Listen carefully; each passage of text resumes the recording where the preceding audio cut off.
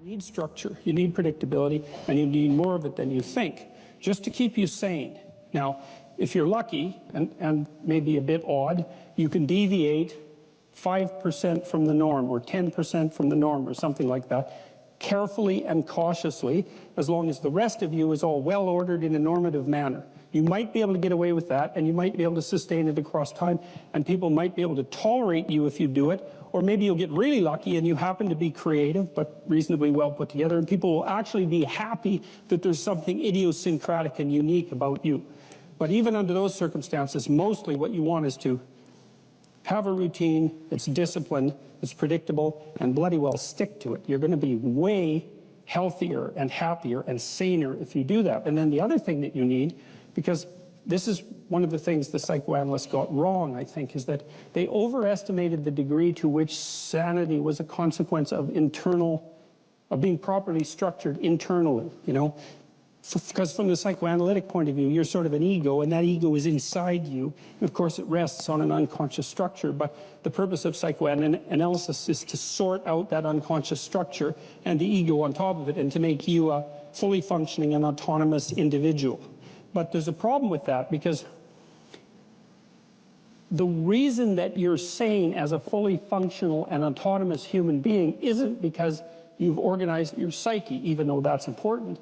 The reason that you're sane, if you have a well-organized unconscious and ego, is because other people can tolerate having you around for reasonably extensive periods of time, and will cuff you across the back of the head every time you do something so stupid that people will dislike you permanently if you continue.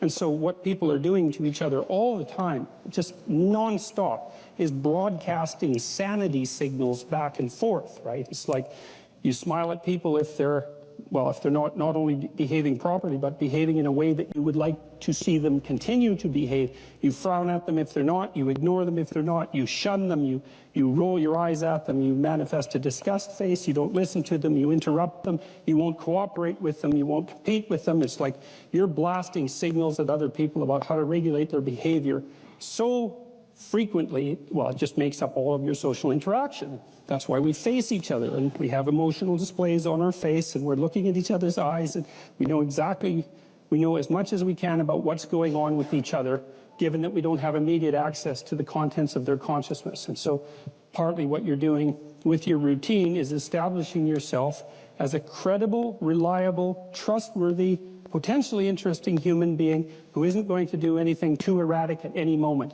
And everyone else is around there tapping you into shape, making sure that that's exactly what you are. And that's how you stay sane. And so what happens to people too, if they don't have a routine and they get isolated, is they start to drift.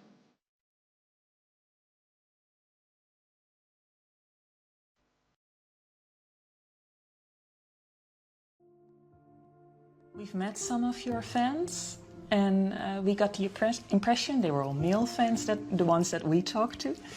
And that they were struggling with their manhood, and that you give them this message that it's okay to be a man. It's not okay. It's necessary.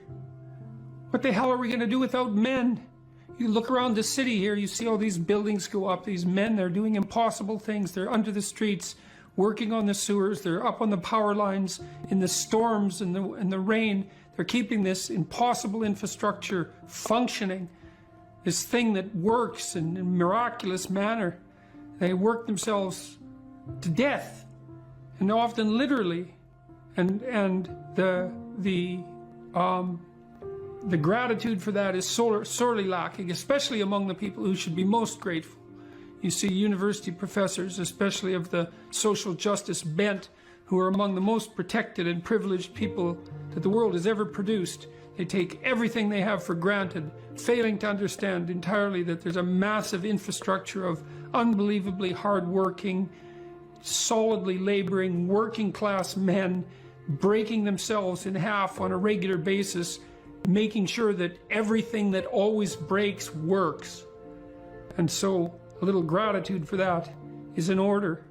And it's very useful to tell everyone, not just men, that they have an important role to play, a necessary role, and that if they act properly and honestly, and forthrightly that they can put their lives together and they can help their families and they can make their communities better, and that's not toxic masculinity, that appalling phrase. It's what keeps the world going round. If we had any sense, we'd understand that instead of doing everything at every possible moment to label what we have in the West as oppressive and patriarchal and fundamentally predicated on power of all the insane propositions. My audiences are often composed mostly of men between, say, 20 and 35. Not exactly young, but young enough. And they're desperate for a discussion about responsibility and fair play and noble being and working properly in the world, and the idea, and to hear the idea that their lives actually matter, that if they straighten themselves up and fly right, that they'll have a beneficial effect on themselves and their family and the community, and that the world is starving for that. And for them as individuals, not for them as a group, but for each of them as individuals. So, yeah, it breaks me up. Every time the topic comes up, it breaks me up because it's so damn sad. And we're so stupid. We're alienating young men. We're telling them that they're patriarchal oppressors and denizens of rape culture and you know, tyrants in waiting, and we fail to discriminate between their competence and their tyranny. And it's awful. It's so destructive. It's so unnecessary, and it's so sad. And so whenever I think about it, especially because of all that I've seen of it, it makes me sad, like deeply. It's so sad. There's so little emphasis in our popular culture, especially with regards to the so-called mainstream media, on discipline and responsibility, that there's a tremendous hunger for anything that pertains to that. And you have a right to be discussing that, I would say, because of your background, which, if nothing else, required a tremendous amount of discipline. Yeah, and I ended up writing a book called Discipline Equals Freedom. And I'm lucky that I wrote it when I did, because if I would have written it 2 years later, everyone would have said, oh, everyone's talking about discipline now. So yeah, discipline, absolutely. Discipline does bring you freedom in life. And that's something that I kind of figured out over time. So what do you mean by that? Like, how did you figure that out? And what do you mean by that? Because they're often, and you know, the classic sort of, what would you call it? Romantic rebel is someone who is free from excessive order, let's say. They see freedom and discipline as antithetical, rather than seeing one as a precondition for the other. And so how did you learn that discipline was a precondition for freedom? If I've got the equation, how did that manifest itself in your own life? So we'll start off by saying this. And look, I was a young kid. I joined the Navy to go in the SEAL teams. I went through SEAL training. I showed up at a SEAL team 1. And when I got there, and as I look back, this is a very powerful thing, even though it's very simple. So I'm 19 years old when I show up at SEAL Team 1. I'm done with the basic SEAL training. And I have a goal in my head, which is this. I want to be a good SEAL. Mm-hmm. That's what I want to do. That's like, I don't know about anything else. This is what I want to do. I want to be a good SEAL. That's what I want. I want to be a good SEAL. And so as a 19-year-old with all kinds of energy, and we haven't talked about my childhood yet, but I was kind of like a very rebellious kid. When you talked about seeing a kid that looked like you could have handed him a club or a battle axe and he would have probably been feeling a little bit better, I was like that. I was constantly looking around for a club or a battle axe because that's what I felt like I needed to do. And it was beautiful because I was running around the woods as a young kid playing Army. And I just went and actually played Army. That's what I ended up doing. So I never really had to force myself into some mold that I didn't want to be into. So I got to SEAL Team 1, and now I just want to be a good SEAL. That's what I want. And so now that starts steering some of my decisions. And for the most part, it steered my decisions in a decent direction. Now, there were some times where, as I look back now, what I thought was a good seal was a little bit off, but luckily it wasn't 180 degrees off. It might have been off 30 degrees or 40 degrees. Right. And as I got older and more mature, and I figured out more about what that ideal should look like to me, and I could keep chasing that ideal, that was good. But even to be a 19-year-old kid with a 70 or 80 degree corridor to move forward in is not a bad thing. No, it's a gift. It's a gift, exactly. So then I'm looking around at other SEALs that were older than me and more senior to me, and trying to figure out which one of those guys is a good SEAL. Yeah. And what I realized was that the guys that were working harder, for the most part, were good SEALs. Now, there's just some people that are just way talented. Right. And they would show up, 3 minutes before a run or 3 minutes before we do a shooting competition, and they could just walk through it, no problem. Right. And that's great for them. It wasn't me. I'm not that great at anything, but I saw other guys that might not be great at anything either, but they worked hard. They showed up to work early.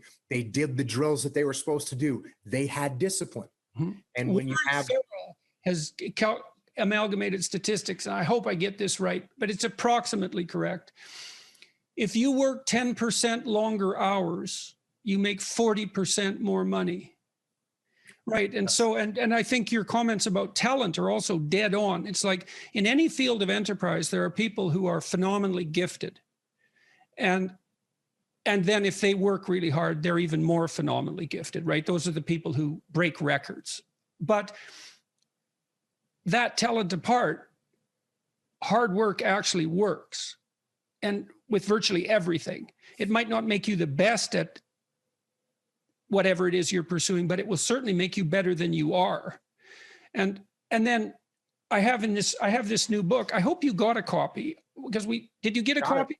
Okay, so I'm bringing it up for a particular reason. I have a chapter in this book called, there's two that are relevant. Imagine who you could be and then aim single-mindedly at that. That's one. And then the course, or what would you call it? A complementary chapter is work as hard as you possibly can on one thing and see what happens. And that's also predicated on this idea that discipline is a precondition to freedom. So you were fortunate, like you had this goal, right? So that meant you had a goal, which is a really big deal because you could learn about goals. You had a sense of a higher mode of moral being, that I would rather be a good SEAL than the person I am now. Well, it's a code of behavior and a way of perceiving. So there's an ethic in that. And then you said as well, your conception of what good SEAL meant changed as you matured, but that's also fine. It wouldn't have changed unless you would have pursued that initial only partially accurate goal. And so that's also a really good thing for people to understand, is like, if you don't know what you're doing, aim at something. Is it the right thing? No, but it's better than just shooting randomly. So you aim at something, and then as you aim and you move towards it, you're going to find out why you're wrong. And then you might recalibrate your aim. And that's going to happen over and over, because as you move towards a goal, it recedes or it broadens, or it recedes and broadens. And otherwise you'd run out of things to do. Make a damn schedule and stick to it. Okay, so what's the rule with the schedule?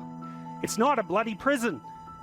That's the first thing that people do wrong. They say, well, I don't like to follow a schedule. It's like, well, what kind of schedule are you setting up? Well, I have to do this, then I have to do this, then I have to do this, and then I just go play video games, because who wants to do all these things that I have to do? It's like, wrong. Set the damn schedule up so that you have the day you want. That's the trick. It's like, okay, I've got tomorrow. If I was going to set it up so it was the best possible day I could have, practically speaking, what would it look like? Well, then you schedule that. And obviously there's a bit of responsibility that's going to go along with that, because if you have any sense, one of the things that you're going to insist upon is that at the end of the day, you're not in worse shape than you were than at the beginning of the day, right? Because that's a stupid day. If you have a bunch of those in a row, you just dig yourself a hole and then you bury yourself in it. It's like, sorry, that's just not a good strategy. It's a bad strategy. So maybe 20% of your day has to be responsibility and obligation, or maybe it's more than that depending on how far behind you are. But even that, you can ask yourself, okay, well, I've got these responsibilities, I have to schedule the damn things in. What's the right ratio of responsibility to reward? And you can ask yourself that just like you'd negotiate with someone who is working for you. It's like, okay, you got to work tomorrow. Okay, so I want you to work tomorrow. And you might say, okay, well, what are you going to do for me that makes it likely that I'll work for you? Well, you could ask yourself that, you know. So maybe you do an hour of responsibility and then you play a video game for 15 minutes. I don't know, whatever turns your crank, man. But, you know, you have to negotiate with yourself and not tyrannize yourself. Like you're negotiating with someone that you care for, that you would like to be productive and have a good life. And that's how you make the schedule. It's like, and then you look at the day and you think, well, if I had that day, that'd be good. Great. You know, and you're useless and horrible, so you'll probably only hit it with about 70% accuracy, but that beats the hell out of 0, right? And if you hit it even with 50% accuracy, another rule is, well, aim for 51% the next week, or 50.5% for God's sake, or because you're going to hit that position where things start to loop back positively and spiral you upward. Plan a life you'd like to have, and you do that partly by referring to social norms. That's more or less rescuing your father from the belly of the whale. But the other way you do that is by having a little conversation with yourself about, as if you don't really know who you are, because you know what you're like. You won't do what you're told. You won't do what you tell yourself to do. You must have noticed that. It's like you're a bad employee and a worse boss, and both of those work, you know, for you. You don't know what you want to do, and then when you tell yourself what to do, you don't do it anyways. You should fire yourself and find someone else to be. But you know, my point is that you have to understand that you're not your own servant, so to speak. You're someone that you have to negotiate with, and you're someone that you want to present the opportunity of having a good life to. And that's hard for people because they don't like themselves very much. So, you know, they're always like cracking the whip and then procrastinating, and cracking the whip and then procrastinating, and it's like, God, it's so boring and such a pathetic way of spending your time. And you know what that's like because you probably waste like 6 hours a day. And I think we did an economic calculation about that a while back, right? Your time's probably worth $50 an hour, something like that. I mean, you're not getting paid that now, but you're young, and so this is investment time, and what you do now is going to multiply its effects in the future. So let's say it's $50 an hour, which is perfectly reasonable. So if you waste 6 hours a day, and you are, then you're wasting about $2,000 a week, or about $100,000 a year. So like, go ahead, but that's what it's costing you every hour. And you need to know what your damn time is worth. So let's say it's not $50, it's 30, whatever. Maybe it's 100, it's somewhere in that range. One of the things you should be asking yourself is, when you spend an hour, was that, well, would have I paid someone $50 to have had that hour? And if the answer is no, it's like, well, maybe you should do something else with your time. And it depends on whether or not you think that your time's worthwhile. But the funny thing about not assuming that is, if you assume your time isn't worthwhile, what happens is you don't just sit around sort of randomly in a state of responsibility-less bliss. What you do is you suffer existentially. Here's some items, so you guys can do a quick big 5 on yourselves. And I'll tell you the upside and downside of it. So, if you're orderly, you follow a schedule. How many of you follow a schedule? Okay. And how many of you don't? Okay, so one thing I would recommend is that you do. And I'll tell you why. Like, intelligence is a very good predictor of academic performance. And there's not a lot you can do about your intelligence. I mean, you can squander it, but it's very difficult to improve it. Conscientiousness, well, it's a trait too, so it's hard to work on, but we know that conscientious people get better grades, and it's reliable, and it's a powerful effect. And so, if your time use is organized, then the probability that you're going to be successful is very high. So, one of the things you might think about is make friends with a calendar, like Google Calendar or something like that. And I can tell you some tricks about that, because really it is important. Like, and I'm not kidding around about this. If you're low in conscientiousness, it's really going to trip you up as you walk through life. There's not very many advantages to it that I've been able to see, and I'm not assuming that just because you don't follow a schedule, you're low in conscientiousness, but it is one of the items that mark it. The advantage I've seen so far to being unconscientious is that if you become unemployed, it doesn't bother you as much. And I mean, that actually turns out to matter in some situations. So like, you know, if a big company has to shed 50% of its employees, it's the conscientious people are going to suffer themselves to death for it. And the unconscientious people, they're not going to care anyways because they weren't working anyway. So it doesn't matter if they have a job or not. So here's one way of thinking about making use of a schedule. Often people are afraid of schedules because they think of them as a trap. You know, you make a schedule and it's like this little prison that you have to live inside, and you know, and all you're doing in your schedule is putting down things you have to do or should do, and so, you know, there's not a lot of fun in that. And so not only is it a trap or a prison, but it's kind of an unpleasant one. But a way to work with a schedule in a lot more sophisticated way is to think, well, I'm going to plan the next week, say, because you plan it day by day, but we'll take the week as the unit level of analysis and think, well, I'd like to plan a week I'd like to have. And then your schedule all of a sudden becomes a tool for increasing the quality of your life. And that's a whole different issue, you know, because you might think, what's the emotion that you suffer, assuming you suffer one of these emotions, if you have an essay that's due and you're not doing it? Like, would you regard that as a pleasant emotion or unpleasant emotion? Okay, so do you think you can characterize the unpleasantness? Like, what kind of emotion is it? It's guilt, okay. Anything else? Frustration? Yeah, so you're sort of frustrated with yourself. Yeah, you need a slap, right? You think, I need a slap. And so, okay, so guilt, anything else? Anxiety? Restlessness? So that's kind of an agitation. Yeah, it's because your body knows you should be doing something, but you know, you're not pointing it in the right direction, so it's shame? Is that reasonable? So, okay, so the reason I was asking you about that is because, you know, most of the negative emotions are associated with neuroticism, but some of them seem to be associated with conscientiousness. And the conscientious negative emotions seem to be guilt and shame, fundamentally. And so recent research, and really recent, I only got this paper like a week ago, I think it's about 4 months old, seem to indicate that conscientious people feel less guilt, but they're more guilt prone. So if they don't do something, that makes them guilty, but they organize their time so they are doing the things they're supposed to do, so then they don't feel guilty. So anyways, back to the schedule. So, all right, you think about your week and you think about your day, and you think, well, how would you improve the quality of a given day or a given week?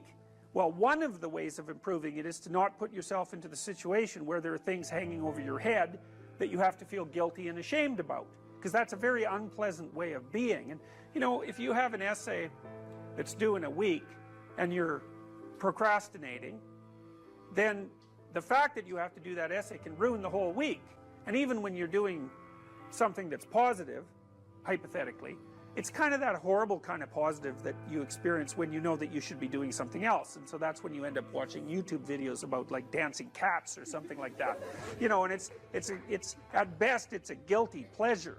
It's not a pleasure at all. You think like, what the hell am I doing watching videos of dancing cats, you know? But then you know that you're procrastinating, and that's low quality, very low quality existence. So if you use your schedule, you can think, okay, well, here's some times that I'm going to do this work. And then you can also sort of ask yourself about that when you're designing your schedule. Because you don't want to design a schedule like you're Adolf Hitler telling yourself what to do, you know, because you're not going to comply with it then. What you have to do if you're going to design a schedule is you have to ask yourself, all right, I'm going to set aside some time to study over the next week or to do this essay or whatever it is. How much time would I actually spend studying? An hour or two a day might be a worthwhile thing to schedule in, and I would say don't schedule in more than that to begin with, because then you'll fail and then you'll stop using the schedule. And so the other thing you want to do is you want to schedule in things that you want to do, and then you want to look at the day or the week and you want to think, hey, that's a week I'd like to have. If I had a week like that, it would be good. You know, I'd be caught up so that all that negative emotion doesn't have to accrue. And I would have done a bunch of things that I'm interested in doing, and at the end of the week I'd be in better shape than I was at the beginning. And if you treat a schedule like that, so that what you're using it is to design the days and weeks that you want to have, instead of using it as this little, you know, jail that you have to put yourself in that you're not going to do anyways, then you can learn to use them, and that's one thing you can do to make yourself more industrious, more conscientious. Follow a schedule. I've told people to learn to use a schedule, and people often hate schedules because they act as their own tyrants, right? They say, well, you have to do this unpleasant thing, and then here's another unpleasant thing you have to do, and then you have to do this unpleasant thing, and you do that for about 3 days, and you think, to hell with this, I'm not doing that, you know, and you fall off the wagon. That isn't what you're supposed to do with a schedule. You're supposed to use it to design the days that you would like to have if you were taking care of yourself. And so some of that is, you know, you wake up in the morning and you think, here's 5 things I have to do that if I don't do, my life will be worse. It's like paying bills, for example, or taking out the garbage. It's like you have to do those because otherwise things degenerate. So you got to put some of those in the schedule because otherwise tomorrow is worse than today, and that's a bad trajectory. But you also want to build in things, you know, you got to act in some sense like you're dealing with a relatively recalcitrant 9-year-old.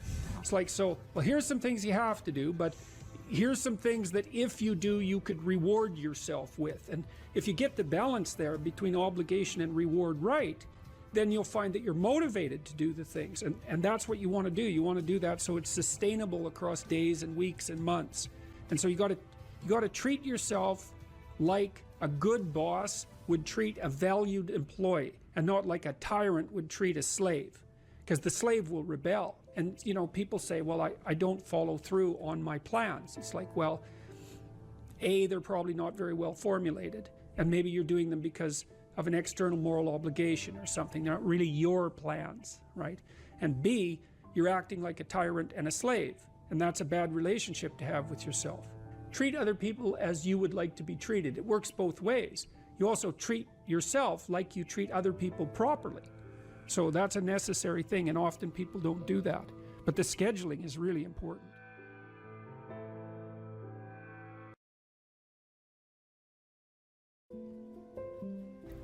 So what did I learn from studying the terrible situation that obtained in the mid-1980s when the Soviets and the West had tens of thousands of hydrogen bombs pointed at each other, ready to go at a moment's notice? Why did that happen? What did I learn? It was simple. The reason that that situation existed was because I was not good enough. I was not good enough. The reason that the terrible situations in the world exist now is because you're not good enough. You're not good enough. You're not good enough. We can solve any problem. We can solve any problem. If we used all the resources that were available to us, if we live properly, we have no idea what we could turn what we're in into. So I would say, you support free speech because it's the mechanism that maintains the sanity of the individual and society. And you live in relationship with the spoken truth to the best of your ability, because the alternative is hell. And if hell is what you want, then you can remain arrogant and resentful and deceitful. But if you want to work to better the world, to bring it up to what it might be, then you speak forthrightly, you clarify yourself, and you act properly in the world. And then you see what happens. And this is the final thing I'll say. I spent a long time studying the Sermon on the Mount. It's a key document. It's Christ's commentary on the 10 Commandments, in a sense. The question being, if you codify the rules by which a society might function, is there something within the structure of the rules that rises above them, that acts as the fundamental principle from which they're all derived? It's the ultimate question of human ethics. What is the highest principle? And the answer that's put forth in the Sermon on the Mount is quite straightforward. Aim at the highest possible good that you can conceive of. Whatever that is that you can conceive of, that serves as your God for all intents and purposes. Having aligned yourself with that good, speak the truth and see what happens. That's the act of faith. The act of faith is whatever the truth reveals is the best of all possible worlds, regardless of how it appears to you now. It's a guess, right? It's something you stake a bet on. Well, what do you think? The best of all possible worlds will be brought into being by deceit? It seems unlikely. You know that doesn't work in your own life. You tangle yourself up in your own lies, right? One lie breeds 10, and 10 breeds 100, and maybe you put the consequences on down the road and you don't fall into the pit for 5 or 6 years. Maybe you've even forgotten why you fell in when you finally do fall in, but everyone knows that you don't get away with anything. And so the issue is, well, what would happen if you just said what you thought? Stupid as it is, inaccurate as it is, and listen to people, criticize you in response to shape you and make you more articulate. What would your life be like? And the answer to that is, and I know this to be true, I've worked with many, many people on precisely this problem. Your life gets better and better and better and richer and deeper, but that comes with a heavier and heavier burden of responsibility. Well, that's okay. You use the observation of your own capability to bear responsibility, to buttress yourself against the terrors of being finite. You say, weak and miserable as I am, I can still stand up to the terrible tragedy of life and prevail, and that's good enough.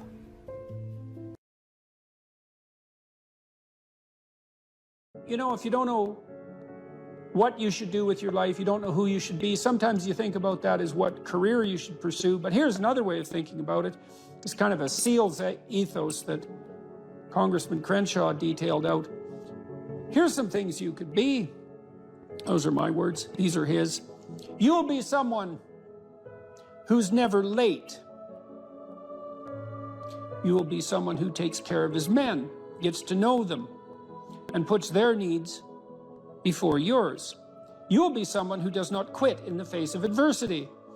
You will be someone who takes charge and leads when no one else will.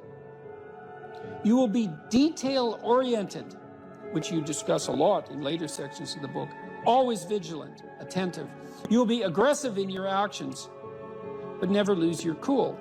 You will have a sense of humor, because sometimes that is all that can get you through the darkest hours.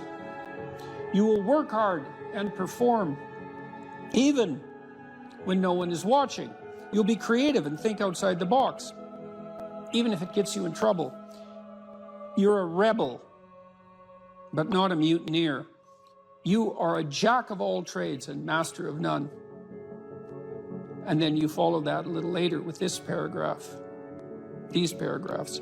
Be aggressive enough to kill the enemy, but immediately calm enough not to scare the little old lady. You'll be that man who's mentally tough enough to operate in horrific chaos, then immediately transition to tranquility, all without mentally breaking.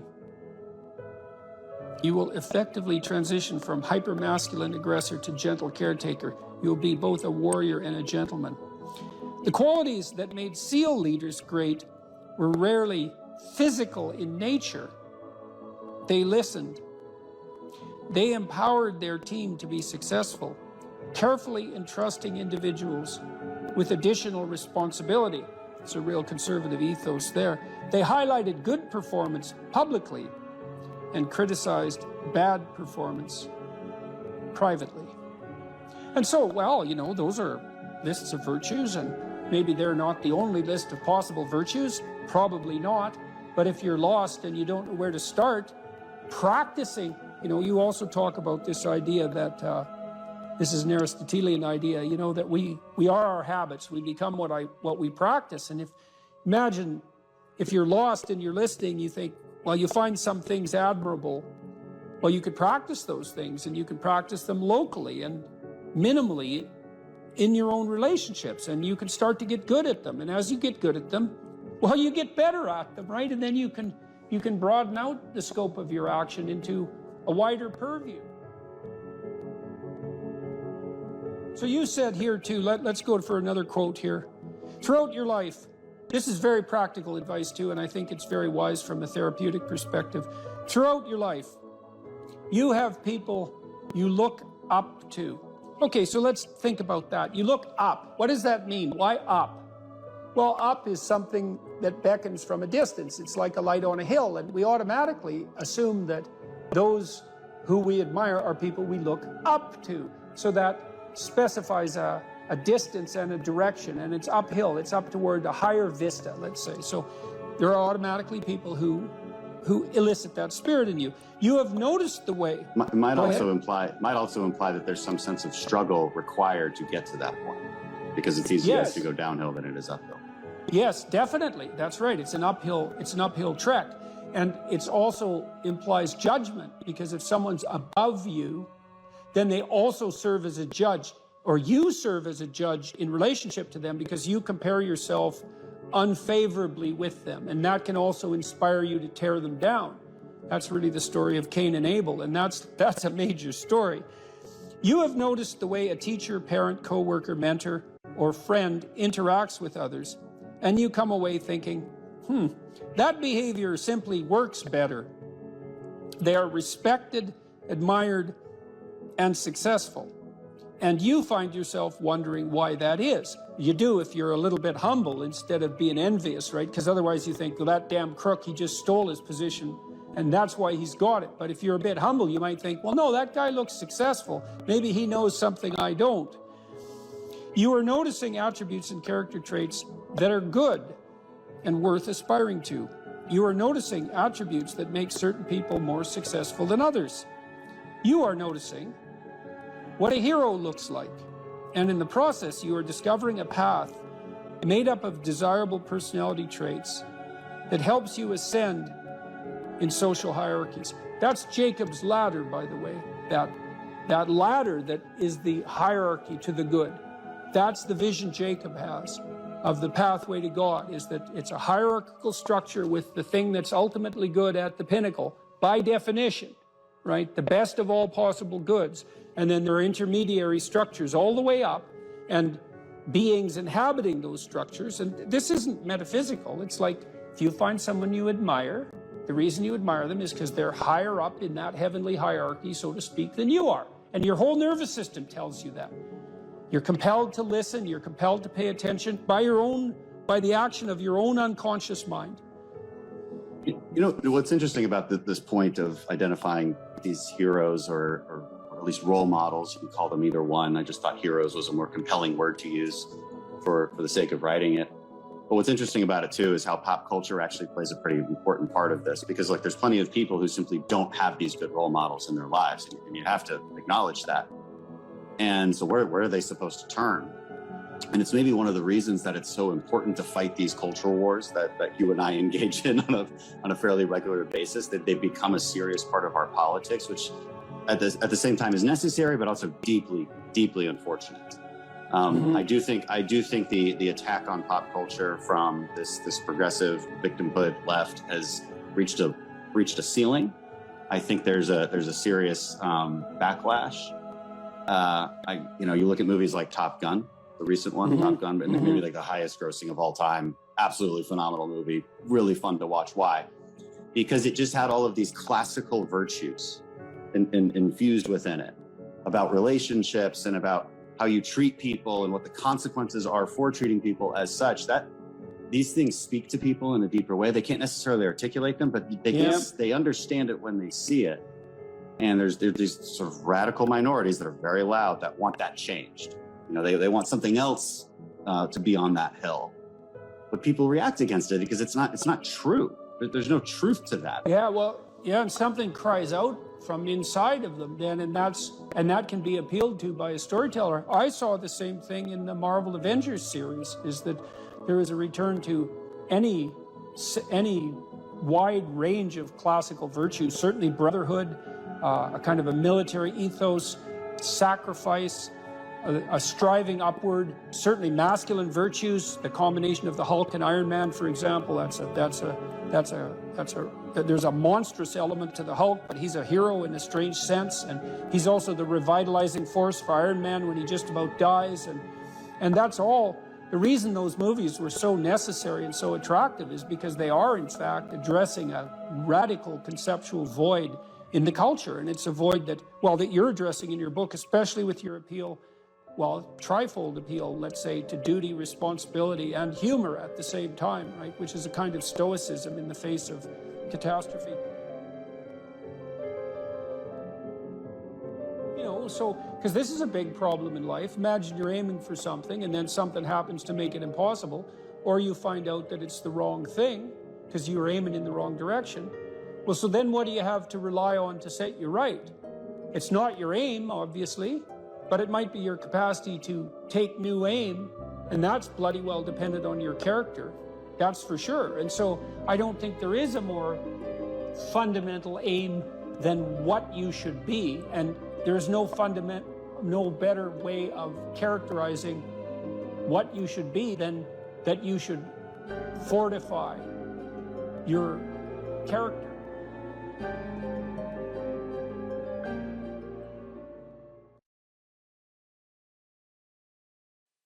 Your attention, for example, is mediated by unconscious forces. And you know that perfectly well. And this is another Freudian observation. You know, if you're sitting down to study, for example, your conscious intent is to study. But you know perfectly well that all sorts of distraction fantasies are going to enter the theater of your imagination non-stop and annoyingly. And there isn't really a lot you can do about that except maybe wait it out.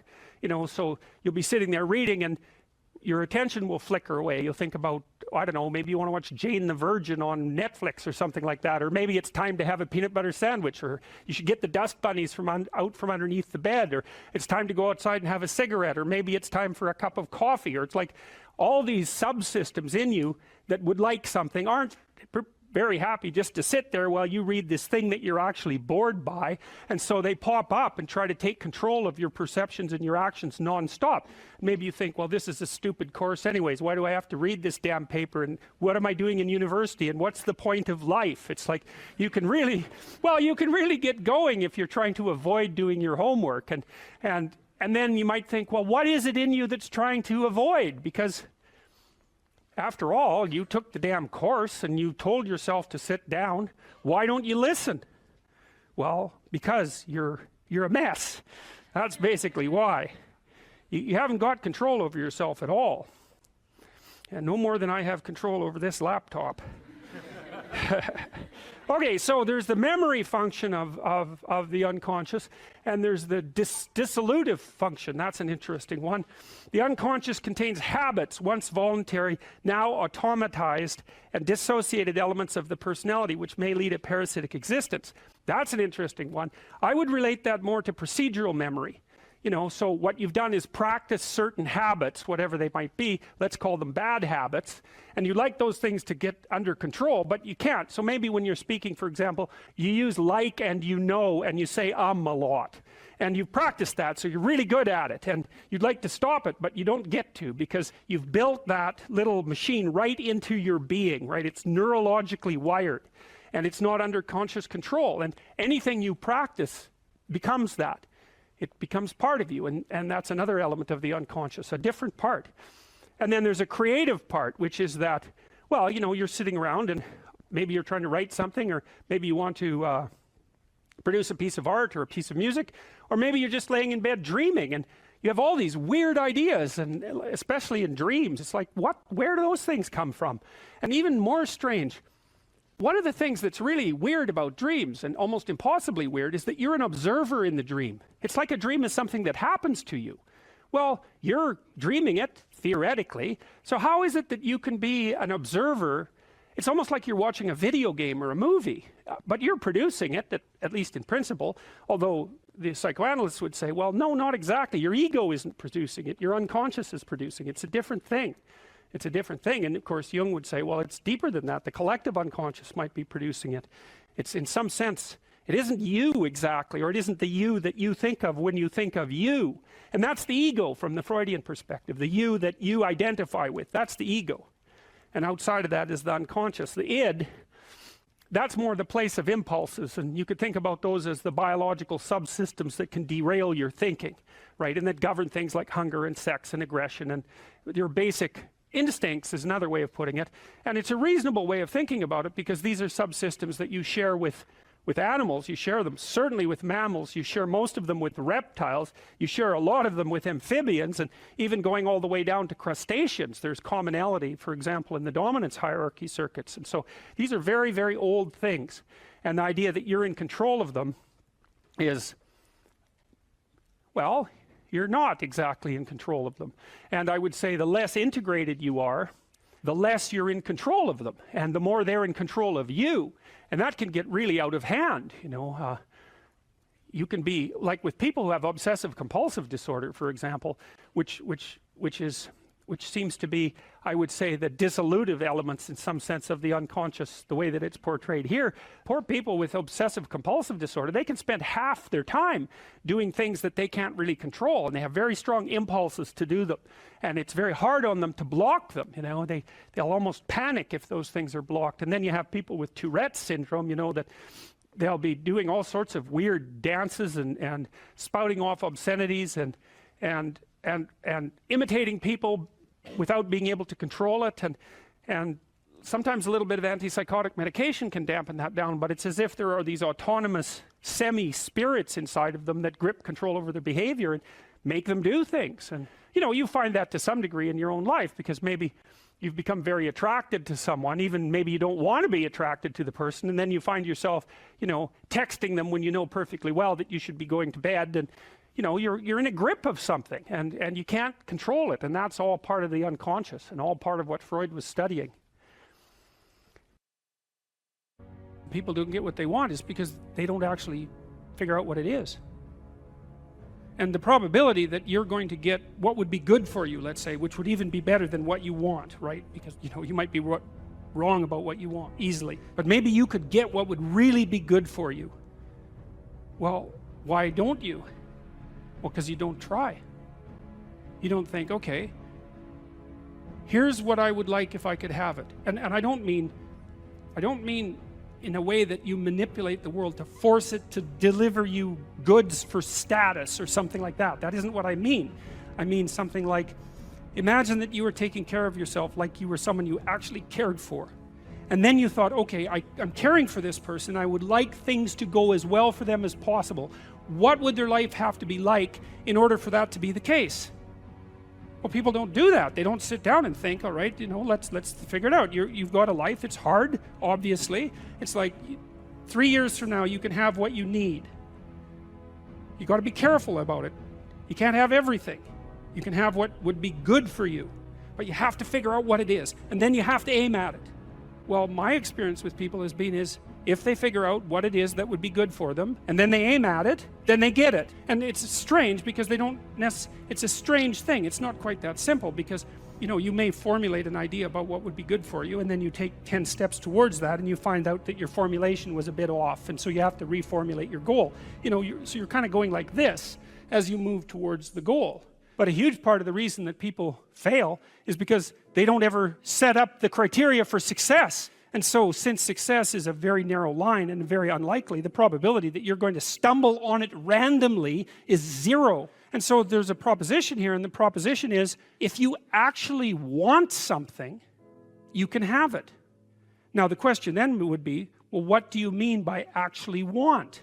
And the answer is that you reorient your life in every possible way to make the probability that that will occur as certain as possible. And that's a sacrificial idea, right? It's like, you don't get everything, obviously,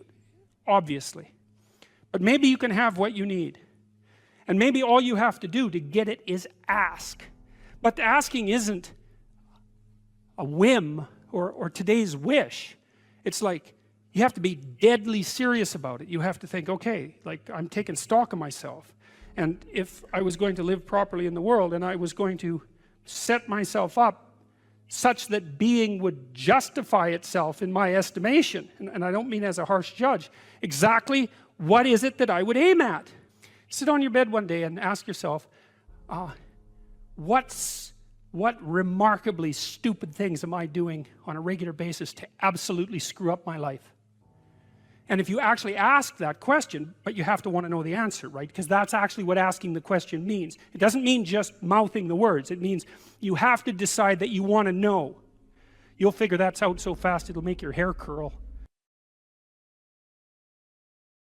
What could you do to improve yourself? Well, let's step one step backwards. The first question might be, why should you even bother improving yourself? And I think the answer to that is something like, so you don't suffer any more stupidly than you have to. Accept responsibility for the catastrophe of your life. And that way you transcend it. And there's an unbelievably hopeful message in there. And the message is, you're actually strong enough to do that. You just don't know it. And you won't find out till you do it. You can't find out till you do it. But if you did it, you'd find out that it was true. Bargain with the future. Wow, that's just, what an idea that is. You know, it's so unlikely. It's a massive risk. It's the ultimate in risks, right? You have to be willing to lose your life in order to find it. What you're willing to forego today's pleasure for tomorrow's advantage. And that's what sacrifice is. And I would say, start where you can start. You know, if something announces itself to you as in need of repair, that you could repair, then, hey, fix it. You fix 100 things like that, your life will be a lot different. If I wanted to spend 10 minutes making this room better, what would I have to do? And you have to ask yourself that, right? It's not a command, it's like a genuine question. And things will pop out in the room that you know, like, there's a stack of papers over there that's kind of bugging you, and you know that maybe a little order there would be a good thing. There's some rubbish behind your computer monitor that you haven't attended to for like 6 months, and the room would be slightly better if it was a little less dusty and the cables weren't all tangled up the same way. And if you allow yourself just to consider the expanse in which you exist at that moment, there'll be all sorts of things that'll pop out in it that you could just fix. So life is brutal, and what you have to set against that is possibility. So I would say if you're 16 and your life isn't so happy, it's like, look around and see if there are opportunities that people are granting you, even imperfect opportunities, because they're going to be imperfect, that you could exploit in the proper way and learn and grow. But the fundamental lesson, the more fundamental lesson that's underneath that is, don't let what you are stop you from being what you could be. So imagine that there's you and there's the potential inside you, whatever that is. You know? And potential is an interesting idea because it represents something that isn't yet real, yet we act like it's real. And that potential is partly what you could be if you interacted with the world in a manner that would gain you the most information. You take yourself and you put yourself in a new environment. New genes turn on in your nervous system. They encode for new proteins. And so you're full of biological potential that won't be realized unless you move yourself around in the world into different challenging circumstances, and that'll turn on different circuits. You know, I often tell people too, fix the things you repeat every day, because people tend to think of those as trivial. You get up, you brush your teeth, you have your breakfast, you know, you have your routines that you go through every day. Well, those probably constitute 50% of your life. And people think, well, they're mundane, I don't need to pay attention to them. It's like, no, that's exactly wrong. The things you do every day, those are the most important things you do. Hands down. All you have to do is do the arithmetic. You figure it out right away. So 100 adjustments to your broader domain of being, and there's a lot less rubbish around and a lot fewer traps for you to step into. Once you've got your mind and your emotions together, and once you're acting that out, then you can extend what you're willing to consider yourself and start fixing up the things that are part of your broader extent. While you're experiencing things announce themselves as in need of repair, doesn't mean that it's you right then and there that should repair them. You have to have some humility. You don't walk up to a helicopter that isn't working and just start tinkering away with it. You have to stay within your domain of competence. But most of the time, if people look at their lives, it's a very interesting thing to do. I like the idea of the room, because you can do that at the drop of a hat. You know, go back to where you live and sit down and think, okay, I'm going to make this place better for half an hour. What should I do? And you have to ask, and things will just pop up like mad. And it's partly because your mind is a very strange thing. As soon as you give it a name, a genuine aim, it'll reconfigure the world in keeping with that aim. That's actually how you see to begin with. And so if you set it a task, especially, you have to be genuine about it, which is why you have to bring your thoughts and emotions together, and then you have to get them in your body so you're acting consistently. You have to be genuine about the aim, but once you aim, the world will reconfigure itself around that aim, which is very strange. And it's technically true. And so I think that you can, in fact, decide to take on the load that's optimally meaningful if you want, and then you get to have your cake and eat it too. You're on the pathway to continual incremental improvement. You only have to burn off a feather at a time instead of having the whole bloody thing burst into flames. It's a constant source of renewal. And there's an idea that to be renewed, you have to drink the water of life.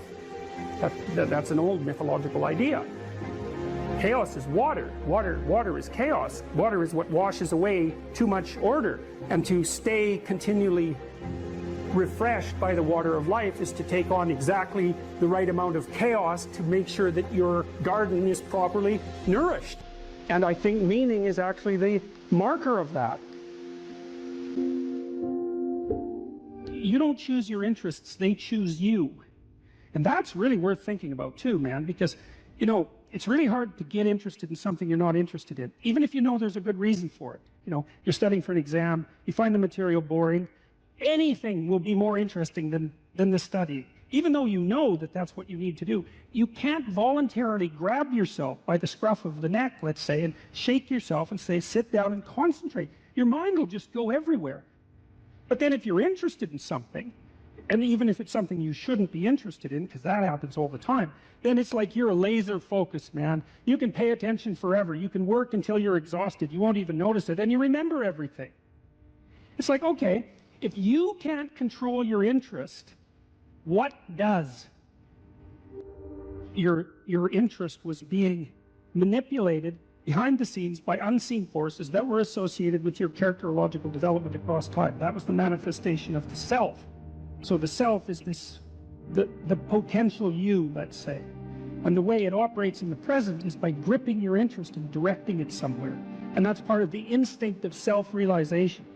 It's a mind-boggling idea, really. It's, the potential that you are has to manifest itself somehow in the here and now.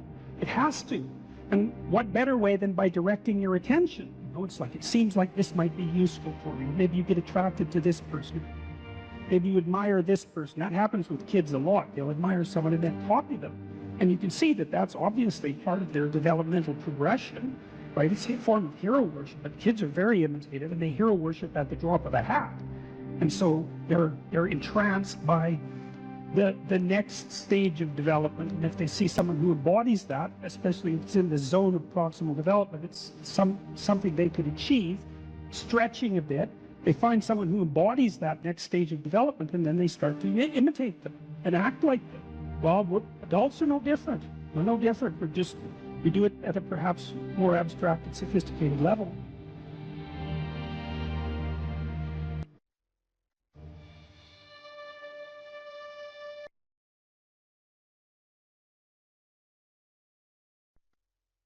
What's my advice to young men seeking a woman for marriage and family? Yeah. Well, okay, fine.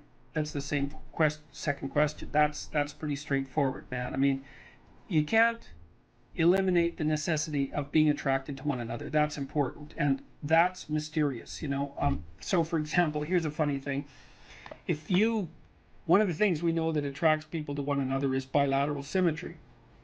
And so if you take men and you rank them by the symmetry of their faces, and then you give the asymmetrical men t-shirts to wear, clean t-shirts for a day, and the symmetrical men clean t-shirts to wear for a day, and then you give the t-shirts to women and you have them rate the odor, the women rate the odor of the symmetrical men as more attractive than the odor of the asymmetrical men.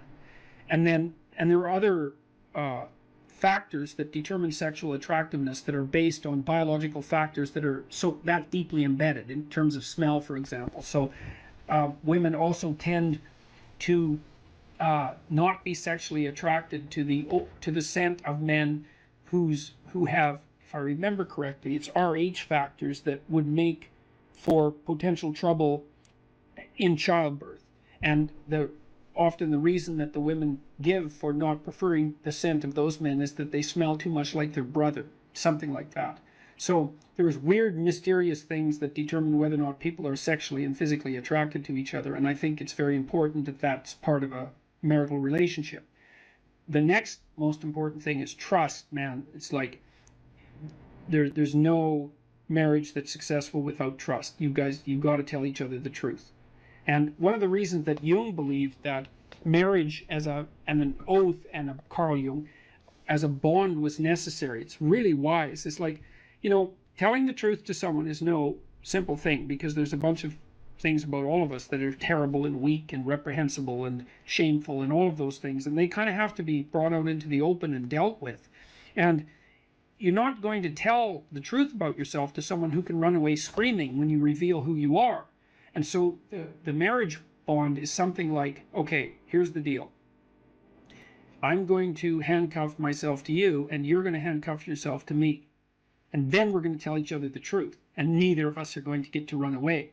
And so once we know the truth, then we're either going to live together in mutual torment, or we're going to try to deal with that truth and straighten ourselves out jointly. And that's going to make us more powerful and more resilient and deeper and wiser as we progress together through life. And I think that's absolutely brilliant, because if you leave a back door open, man, you're going to use it, that's for sure.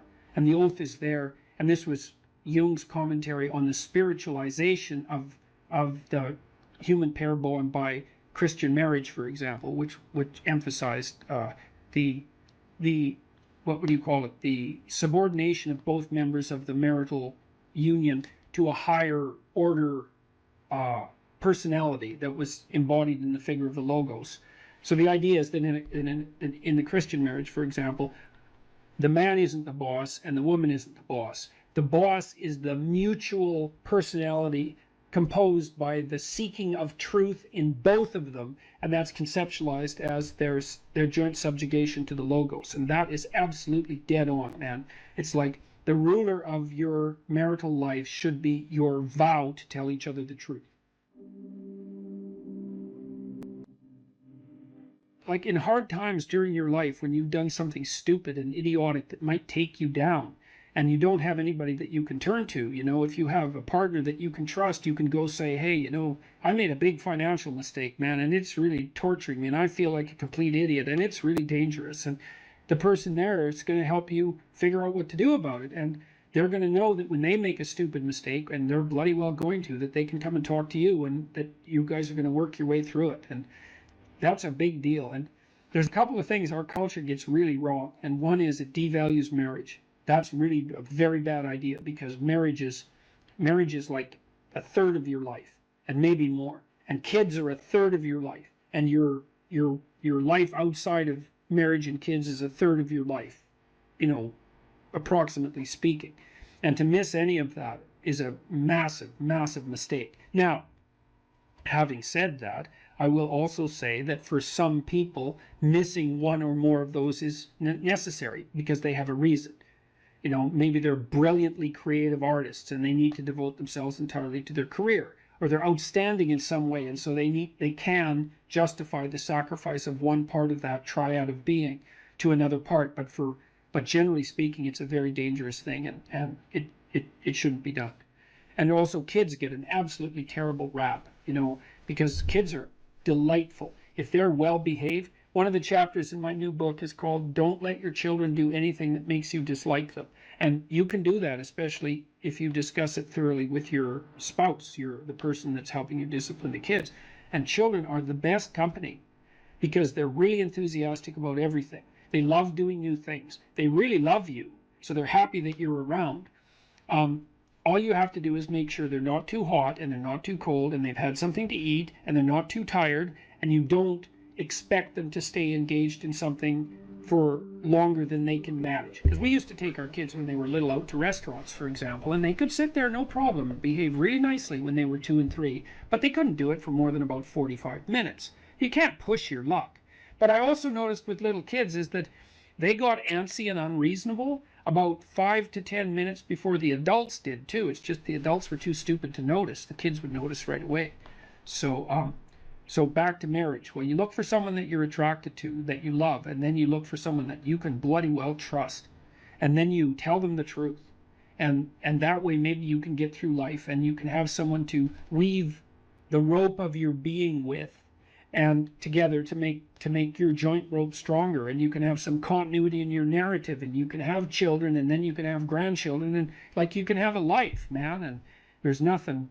You're so fortunate if you can manage that. And so, okay, so there's that one. So what's my advice to young men seeking a woman for marriage and family? Yeah, well, and also, you know, marry someone you think would be a good mother and that has enough sense, generally speaking, to know that she wants children. Now, some women don't want children, and fair enough. And some women perhaps shouldn't have children. That's also possible. But the general rule of thumb is, especially once a woman's, you know, in her mid-20s, if she doesn't know that she wants children or won't admit it, unless she has a viciously important reason, then she's not oriented properly psychologically. She doesn't know what's important in life. Now, that might also be the case with you, and it probably is, but as a rule of thumb, that's a really good one.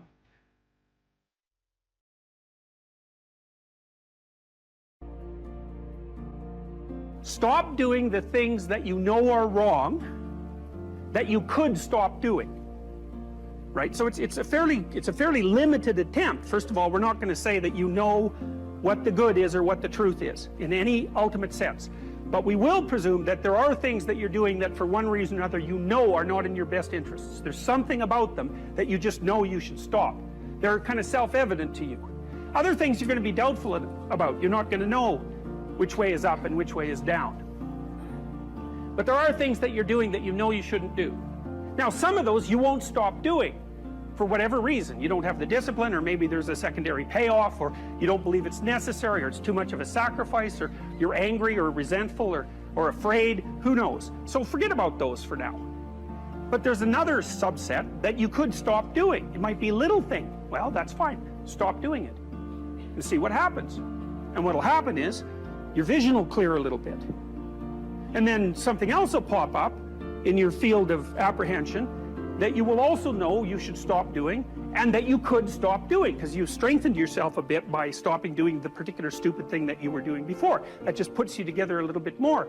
And you could do that repeatedly for an indefinite period of time. And you know, that doesn't necessarily mean that you're going to ever be able to formulate a clear and final picture of what constitutes the truth and the good. But it does mean that you'll be able to continually move away from what's untruth and what's bad. And, you know, that's not a bad start. You have to treat yourself like you matter. Because if you don't, then you don't take care of yourself, and you become vengeful and cruel. And you take it out on people around you, and you're not a positive force. None of that's good. So you suffer more, and so does everyone around you. And there's a malevolence that enters into it. None of that's good. So that's what happens if you don't treat yourself like you matter. And then, well, what happens if you don't treat other people like they matter? Well, you lie to them, you cheat them, you steal, you enter into impulsive relationships with them. They can't trust you. That doesn't go anywhere. They don't like you. You end up alone at best, and maybe like incarcerated at worst. Like, that doesn't work. And so you watch the people around you who thrive, regardless of what they say. They act out the proposition that everyone matters.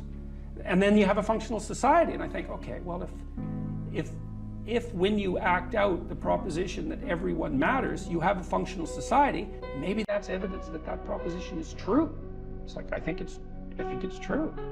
It's unbelievable how little genuine encouragement many people need, and how they had none. No one ever said to them and meant it. It's not okay for you to be a weak loser. It's not okay. And the reason it's not okay is because you could be way more than that. And it's a crime, an ethical crime, for you to allow all that necessary potential to go to waste. It hurts you, it hurts your family, it hurts the world. Really, really, it does. And people think, oh, okay, I get it. And they do get it because they know at some level. The other thing people tell me, you know, they say, well, I've been paying attention to your lectures, developing a vision for my life, trying to tell the truth, trying to adopt more responsibility, and things are way better. But the other story is, you've been able to help me put into words things I always knew to be true, but didn't know how to say, which is a good role for an intellectual to play. And so, well, so that's why this all makes me emotional. It's so good, you know, and so much of this has been covered as if it's political. It's not political, what I'm doing. It's not political.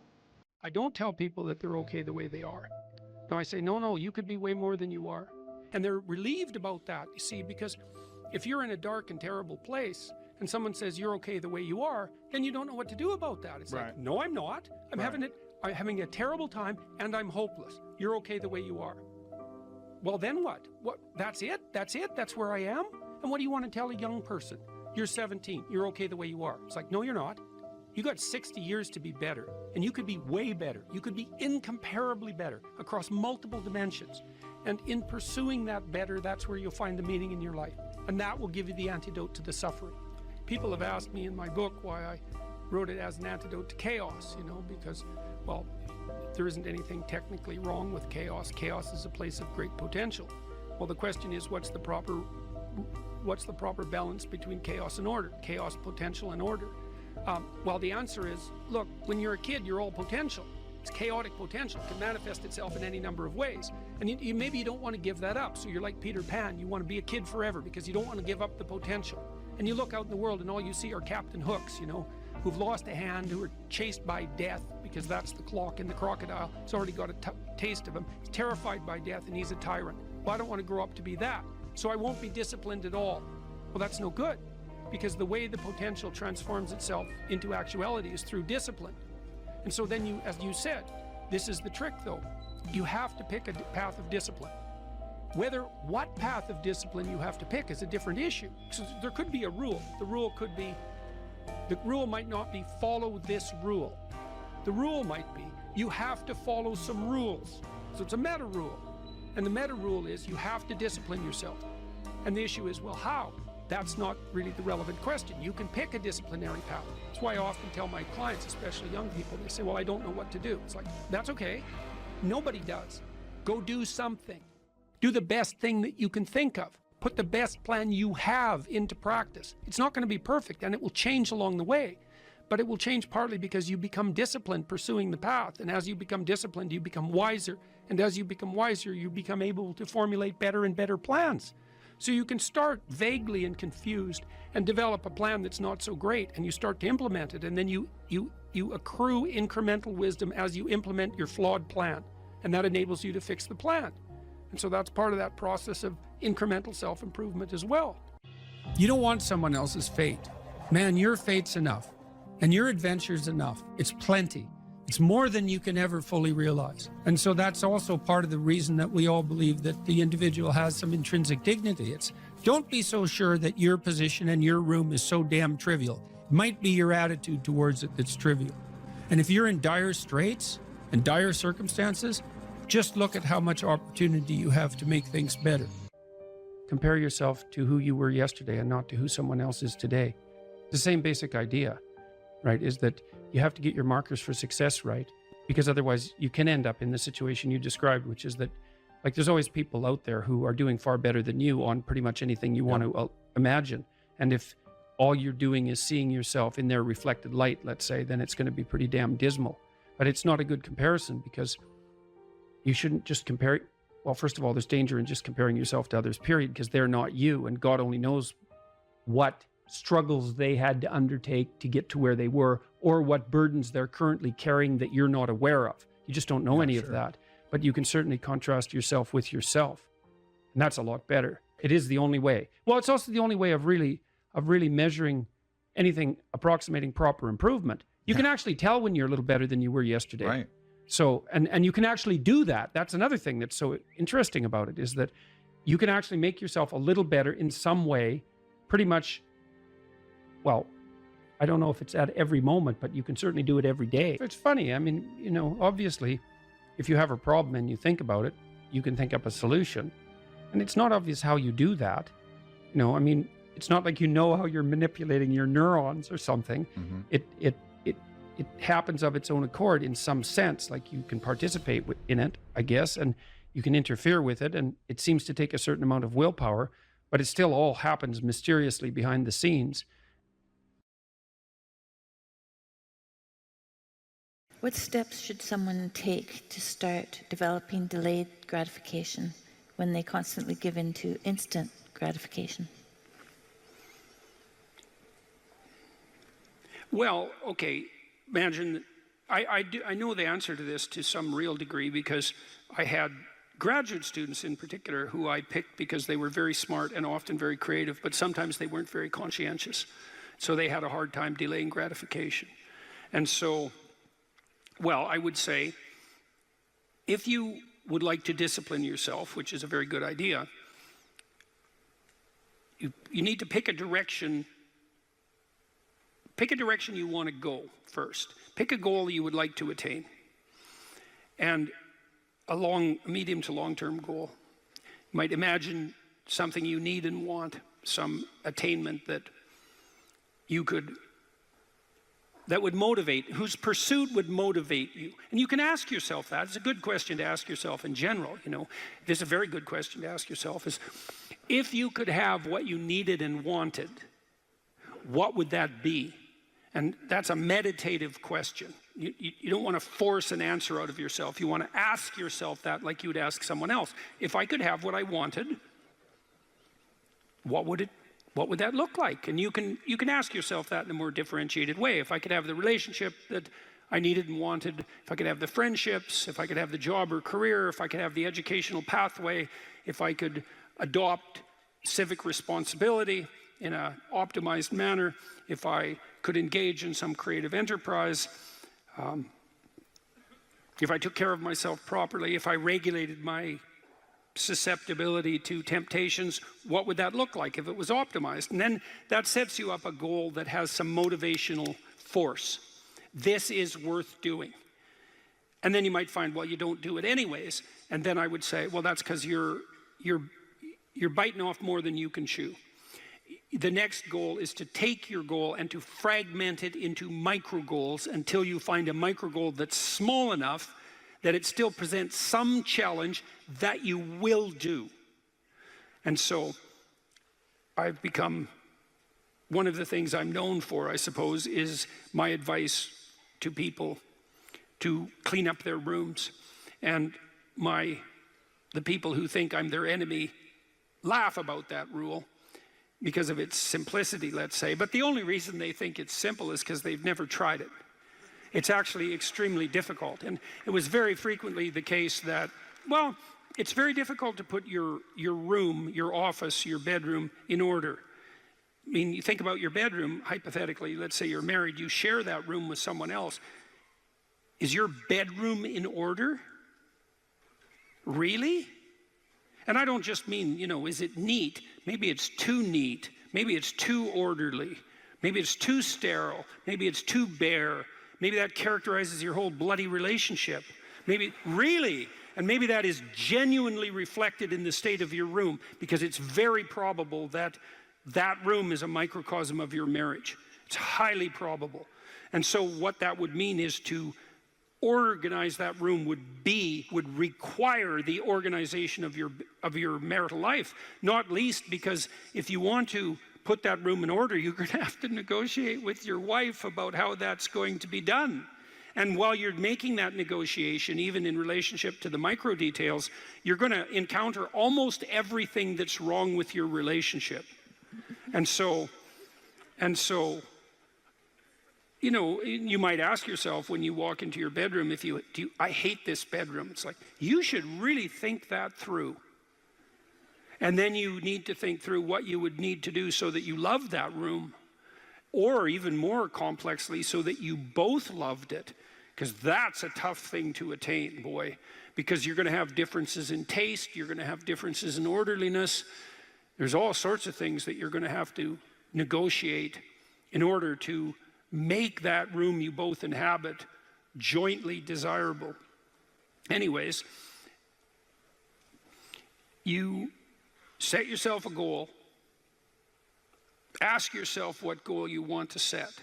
And then break the goal down into steps that are small enough so that even someone as pathetic as you could manage them. And that requires a tremendous humility. I know it was frequently the case, for example, with my clients, that I would do an analysis of their situation in life, and let's say, just for the sake of argument, that someone was 30, living at home, in the bedroom they grew up in high school, in a complete bloody state of disorder, both moral and practical. And one of the relatively simple steps that we might agree upon with regards to moving forward is the person might think, well, you know, I'm 30, I'm really immature, I haven't taken any responsibility for my life, my mother still makes my bed and cleans up after me. It's like, well, why don't you just start with that? You know, because you're not going to just fix your life. Why don't you just try to clean up your room like you're a mature 14-year-old instead of a dreadfully dismal 30-year-old. And so, first of all, it's really hard for someone, even if they're desperate, to admit that that's necessary, right? Because it's so bloody humiliating. I mean, really, I'm so damn useless that my basic goal is going to be to clean up my bedroom. It's like, well, looks like it. And actually, it's worse than that, because then you ask the person, you negotiate with the person, they say, well, I'll try to clean up my room. Then they come back the next week and they say, I had one client, this was so funny, he's going to vacuum his rug. That was his goal for the week. He just had a child out of wedlock, and he was afraid that he was going to be a very bad father, which was a very realistic fear. And so he wanted to put himself together, you know, and so that's why he came to see me. And he lived in this squalor, and one thing we decided to do was that he could vacuum the rug, which he hadn't done for like 12 years because his mother would do it. And so it was so funny, it's so unbelievably comical. He went and got the vacuum, a stand-up vacuum, an upright vacuum, and he brought it into his room, but he didn't bring it all the way in. He put it in the doorway, leaning like this across the doorway. And then instead of vacuuming his room, he stepped over that bloody vacuum cleaner for a whole week and then came and told me that he couldn't do it. It's like, it's not surprising to me at all, because you think, well, that's such a trivial thing. It's like, if it was such a trivial thing, he'd have a clean room. It's not trivial at all. That chaos in his immediate environment was deeply emblematic of the chaos of his life. They were the same thing. And so for him to even begin the process of bringing order to chaos, which is a divine process, by the way, and the highest moral requirement, he had to be willing to face the catastrophe, the chaotic catastrophe of his life. And he hadn't done that for like 30 years. Why was he going to start that week? Just because he said he was going to? It's like, good luck. So what you do as a therapist in that situation is you just make the task smaller until you find a task so small, but still moving forward, that the person will do. So I might have said, I don't remember the particulars of the situation, I might have said, well, do you think you can get that vacuum cleaner, do you think you could move it out of the doorway into your room? That's all you have to do this week. Do you think you can do that? And I'd say that and offer that without being contemptuous. Like, you have to be very careful about such things. And I know that this is more complicated than it looks. And I also know that the first step taken towards the domination of chaos and its transformation into order is a cardinal and difficult step. And so you can make it small, and that's fine, it'll still work. So I might say, well, just move the vacuum cleaner inside your room. And then I would also say to someone in that situation, don't do more than that. If the agreement that you've made with me and with yourself is that that's enough, abide by the contract that you've written with yourself and allow yourself to be grateful for the fact that you had the courage to take even a single step forward. And don't push your bloody luck, because maybe you'll have a brief fit and vacuum the whole rug, and then you'll be so annoyed at how you've destabilized your entire life that you'll redouble your attempts to make a mess, and the place will be more like hell than ever for 2 months. It's very probable that that sort of thing will occur if you break the contract you've set with yourself. The upside of this is, because you think, oh my God, that's so dismal, I have to start that low. It's like, yeah, probably, especially if it's a real difficult thing you're trying to sort out. You have to start as low as you are useless, and that's low. So, but the upside is that progress accelerates. It's not linear, and so if you take once you take the first step, the probability that you'll take a slightly larger second step increases, and that increases non-linearly. And so once you get the ball rolling, so to speak, once you start pushing the rock uphill, you can do it faster and faster. And so even if you have to start in a very humiliating manner, that doesn't mean that's where you'll end. One of the things that Tammy and I learned to do, and this was a consequence of me being trained as a behavior therapist, is, you know, we'll just take an example that maybe I was trying to learn how to compliment her when she dressed nicely. And maybe the fact that I wasn't good at that was manifest in the fact that she'd put some effort into her dress and then I wouldn't respond in the appropriate manner, and that would dishearten her. And I don't particularly remember that exactly happening, but it'll be a perfectly reasonable example. And so then she would be displeased. And then the question would be, well, is she displeased because I'm too stupid to offer a proper compliment, or is she displeased because she's so needy and lacking confidence that she needs a compliment that would go beyond the ordinary? And the answer is, what the hell do we know? Could be one or the other or both. And so what's a possible solution to that? And one possible solution would be, okay, if you do put some effort into your appearance, or I do, we could reverse the situation, but if you put some effort into your appearance and you would like to hear from me exactly the words that would reward you for doing that and provide you with the confidence to attempt it again in the future, what would those words be? You look good without a beard, dear. Thank you. You're welcome. Yeah. Very funny. Very funny. And so, and then you can say, well, if you tell me those words, I will repeat them back to you. And then the person who needs the words might object, well, that's false, it's superficial, it's artificial, it's not spontaneous. And if you really loved me, I wouldn't have to tell you what to say. It's like, well, all of that's wrong. It's like, just because I love you doesn't mean I'm not stupid. And so, in fact, I love you might even be evidence that I am, in fact, stupid.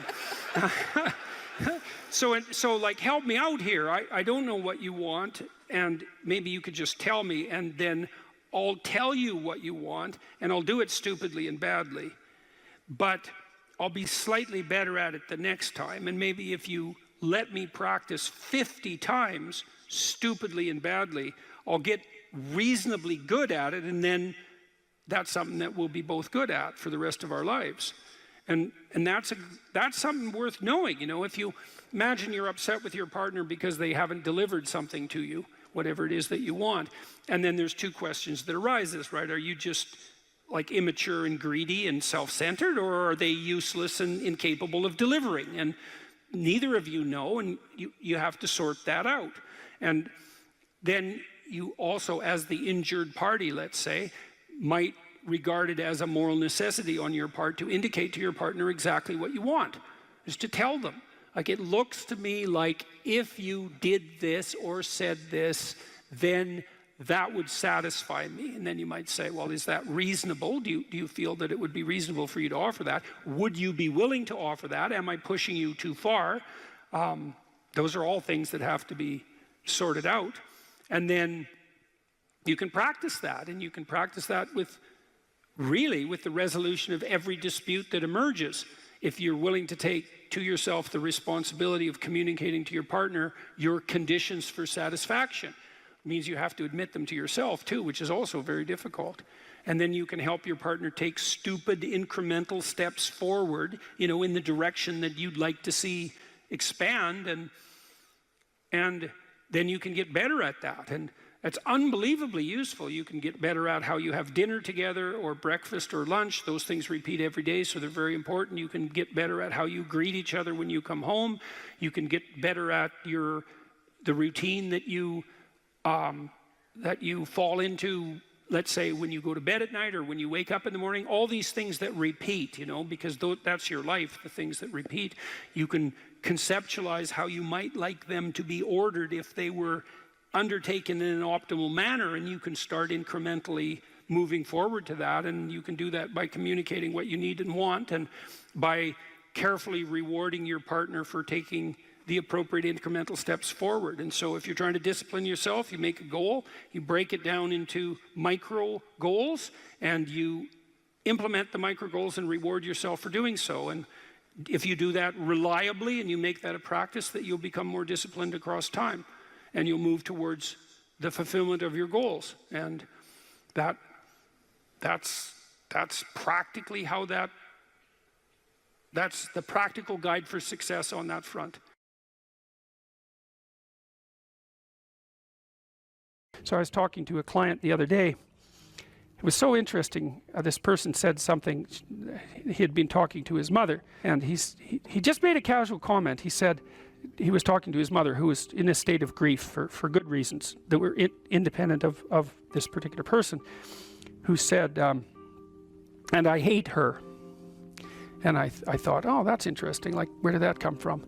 And so I made a comment on that. That's a Freudian slip, right? Because the conversation was flowing, and then this little emotion-tagged utterance came forward. And whenever an emotion-tagged utterance of that sort comes forward, you know it's associated with a whole rat's nest of underlying pain and anxiety and what would you call it, disappointment and frustration that hasn't been properly rectified. So it's like a marker.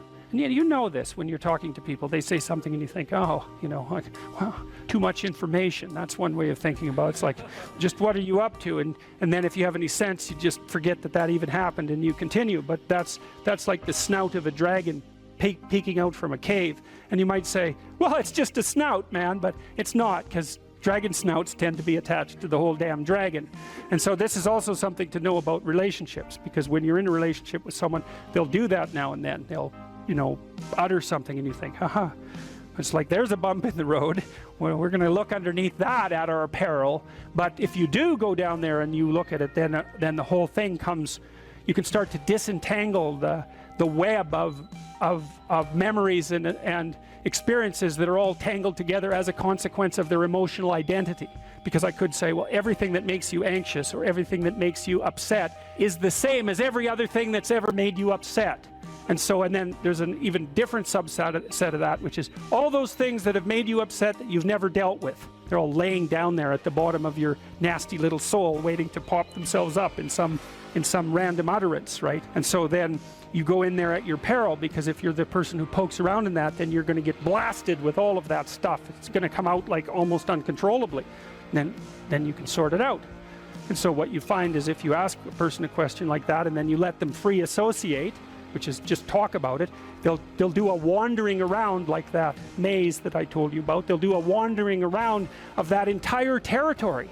And sometimes just having them wander around in it can help them straighten it out. But you might find out that something happened to them 15 years ago that left them with a terrible sense of guilt or dismay or frustration. And then when they interact with their parent in a certain way, the parent knows exactly how to tap that, and then that all comes up, and that's what produces that little utterance. And so that's the material of the world manifesting itself.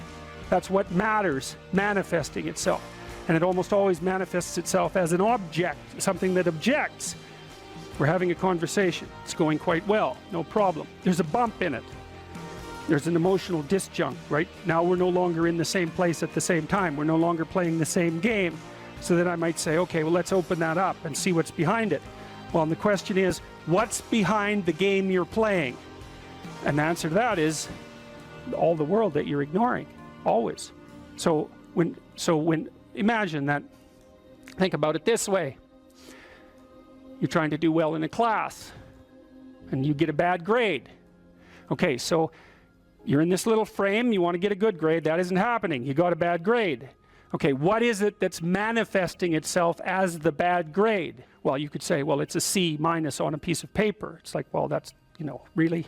No. That's the objective manifestation. You got a piece of paper with a C minus. The value-free proposition is that you've been delivered a piece of paper with a curve on it and a little, you know, negative sign. Well, you think, well, that's what that is. Well, you know, it's as dopey as thinking, well, here you got your failing grade, you go into the lab and you like weigh it on a scale, and then you burn it and see what it was made of. It's like, well, why did I get so upset about that? It's just paper. It's like, no, that's not just paper. It's an entity that exists in a web of connections. The fact that it's signified by paper is almost completely irrelevant. What is it? The answer is, you don't know. And that's why when you pick it up, you get this paralyzed sinking feeling, because your limbic system is a lot smarter than your perceptual systems. And your perceptual systems say, well, that's a piece of paper, and your limbic system says, nah, for sure, dragon. Right, right. And so then you're sweating, and then maybe you put it away and you go play video games, because, you know, better the hypothetical dragon than the real dragon. And so instead you pull out the piece of paper maybe and you think, okay, why did I get this C minus? Well, that's a hell of a question, isn't it? It's like, maybe you're stupid. Well, that could be, or at least stupid compared to who you think you are. Like that's the real horror that's lurking there, right? It's like, oh, I thought I was kind of smart. That's a proposition of the highest order. I thought I was kind of smart. It's like, yeah, well, what about this C minus? It's like, well, that goddamn professor, right? That's the first thing. I've been attacked by a predator. That's the first response, right? So it's a nonsensical message. It's just delivered by someone evil and predatory. Well, that's, you know, possible, but I wouldn't go there. I wouldn't go there first necessarily. So, but then, well, then say you don't go there. Okay, well, so what is this exactly? Do you not know what you thought you knew? Are you not who you think you are? Do you not work hard enough? Are your values not organized properly? Do you misuse your time? Are you in the wrong field? Is the way you're construing your life completely inappropriate? Are you acting out what your parents wanted you to do and you're pissed off about it, so you're only running at 40% to spite them, despite the fact that they're paying $25,000 a year for your education? Because that's a fun game. Yeah, I'll go do what you want me to do, but I'll fail. But not completely, because then that wouldn't cost you very much. I'll just fail a little bit, so that you have to spend all that money forcing me to do what I don't want to do, but you'll never get to escape from it. And then every time we interact, I'll stab you in various ways that you don't quite understand, just to show you how irritated I am that I happen to be acting out the destiny that you've put forward for me. So maybe that's part of the dragon, right? And then that pulls in the whole parent thing. And, you know, these are bottomless pits often. When you're in the world and something objects to you, something that matters objects to you, then in the entire unrealized world is in that thing that objects. It's all tangled up inside it. That's why it's the great dragon of chaos. It's everything that's outside of your conceptual structure. And what is that? It's everything that lurks outside of your walled city. And it's manifested itself like the snake in the garden. And the easiest thing to do is say, I'm not having anything to do with that. But the problem with that is, well, you get your C minus and you don't do anything about it. Maybe you're a little bitter and more resentful and your study habits get a little worse. So the next time you get like a D plus, and then you collect a bunch of Fs, and then you stop going to school, and then you stop showering, right? Then you end up jumping off the bridge. And so that's how the dragon eats you when you don't pay attention to it. And so it's no bloody wonder that people avoid, you know. It's really no wonder that they avoid, because error messages contain within them the implicit world.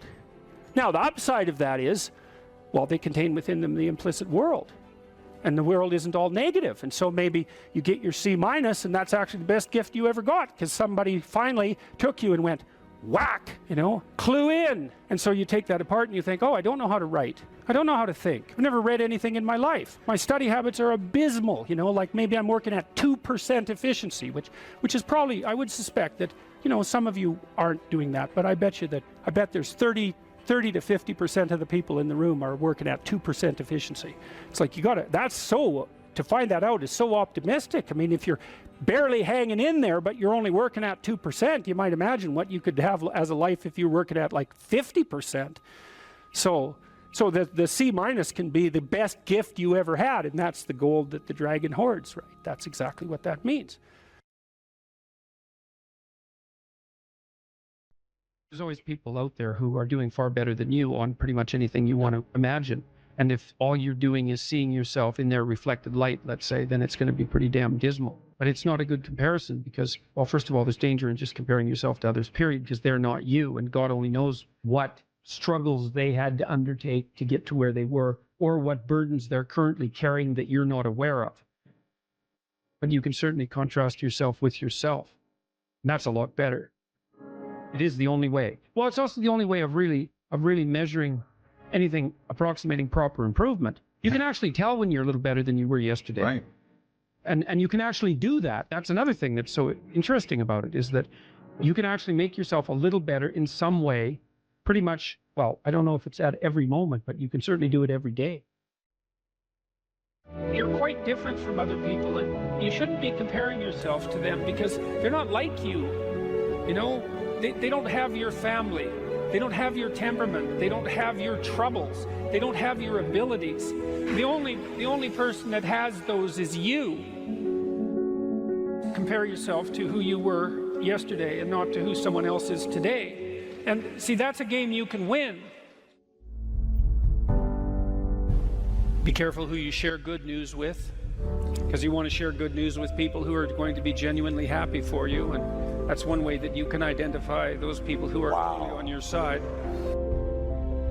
Be careful who you share bad news with, because that's equally tricky. You know, you want someone who will listen to you when you're having trouble and allow you your grief, especially if it's a consequence of something tragic, and who won't try to one-up you, you know, because often when you're talking to people, they'll be thinking about what they have to say that's worse, and that's not helpful if you need a listening ear. Make one room in your house as beautiful as possible. I talked a lot already about the necessity of cleaning your room, which is, you know, in some sense a foolish piece of advice because it seems so obvious, but it's not obvious at all. And you'll find if you try it, especially if you're in a household that's not very functional, that you'll encounter obstacles that you couldn't imagine existed while you're trying to put your life in order. And you can take your surroundings beyond order and move towards beauty, and that's unbelievably useful. One of the things that I've been so you know, there's lots of different ways to interpret the world, and you can maybe even make a case that there's an endless number of ways to interpret the world. And the problem with that is that it kind of disorients you in terms of what you should be doing. But just because there's a very large number of ways to interpret the world doesn't mean there's a very large number of productive, meaningful, and sustainable ways to interpret the world. And one of the things you do have to do is figure out how you can conduct yourself today so that you don't upset the apple cart in a week or a month or a year. And so, you know, what you do in some sense psychologically is you admit to yourself that your current frame of reference is faulty. Mm-hmm. And then you start opening the door to a different kind of thinking, which is more creative thinking. It's more lateral thinking. Saying, well, I'm wrong, but that's not necessarily a problem because I could be right if I thought some other way. Well, you know, that's great. Often it works. Yeah. And there's almost no end to the utility of trying to figure out which ways that you're wrong. Yeah. Because there's lots of them. And every time you discover one, then you don't have to be quite so wrong anymore. That's a really good deal. Yeah. It's from the uphill climb that we derive our value, and I mean this technically. So almost all the positive emotion we feel, especially the emotion that fills us with enthusiasm, and that's experienced in relationship to a goal. And so in some sense, you want a goal that you can never attain. So you can always move closer to the goal that recedes as you move towards it. You think, well, that's frustrating. It's like Sisyphus pushing the rock uphill. But it's not, because as you pursue that goal, you put yourself together and your life does get better and richer and more abundant. And that's why the highest levels of virtue and goal are in some sense transcendent. You want them to be above everything you're doing so you can continually move towards something that's more sublime and better. That's what you are. You're here to live, not to sleep. And the problem with the vision of Mai Tais on the beach is that, well, first of all, that's a vision of drug-induced unconsciousness. Second, it's only going to work for about a week. Third, you're going to be a laughingstock in a month and depressed and aimless and goalless.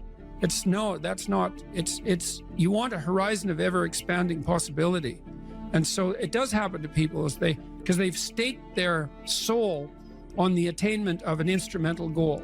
And it can be a pretty high order goal, but then you think, now I'm there, now what? Well, the answer can't be, well, I'm going to live in the lap of luxury and never have to leave the face. What do you want to be, a giant infant with a gold bottle? You never have to do anything but lay in your back and suck. It's like, you see the problem with that as a conceptualization. It's no, you want to be like an active warrior moving uphill with your sword in hand. And that's dynamic, that's exciting. Lay a disciplinary structure on yourself, get the chaos in check, and then you can move towards a state that's freer. It's discipline first. Like, look, if you're going to become a concert pianist, there's going to be several thousand hours of extraordinarily disciplined practice. That's the imposition of order on your potential, let's say. But what comes out of that is a much grander freedom. And so in virtually every freedom that you have in life that's true freedom is purchased at the price of discipline.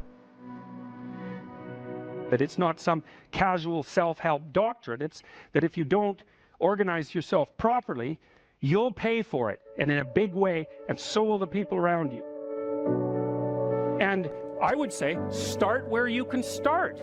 You know, if something announces itself to you as in need of repair, that you could repair, then hey, fix it.